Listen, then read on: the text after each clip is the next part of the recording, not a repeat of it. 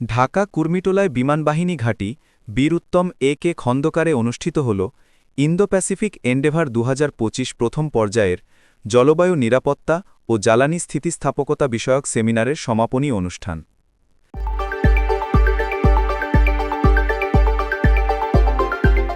আজ ২৩ সেপ্টেম্বর অনুষ্ঠিত এ সেমিনারে প্রধান অতিথি হিসাবে উপস্থিত ছিলেন সহকারী বিমানবাহিনী প্রধান পরিচালন air vice marshal Javed Tanvir Khan. Australian defence ফোর্সের প্রতিনিধিত্ব করেন Indo Pacific endeavour chief of staff group captain Steven Henry. সেমিনারে প্রযুক্তিগত অগ্রগতি, নীতিগত দৃষ্টিভঙ্গি এবং প্রতিরক্ষা ও বেসামরিক বিমান খাতে সাস্টেনেবল এভিয়েশন ফুয়েল ব্যবহারের সম্ভাবনা নিয়ে আলোচনা হয়। এছাড়াও সামরিক কার্যক্রমে জ্বালানি স্থিতিস্থাপকতা সংযোজন এবং পরিবেশ বান্ধব পদক্ষেপের কৌশল উপস্থাপন করা হয়। এই সেমিনারের মাধ্যমে বাংলাদেশ বিমান বাহিনী আঞ্চলিক সহযোগিতা বৃদ্ধি, জ্বালানি স্থিতিস্থাপকতা উন্নয়ন এবং উদ্ভাবনী বিমান প্রযুক্তি গ্রহণে তাদের অঙ্গীকার পুনর্ব্যক্ত করেছে।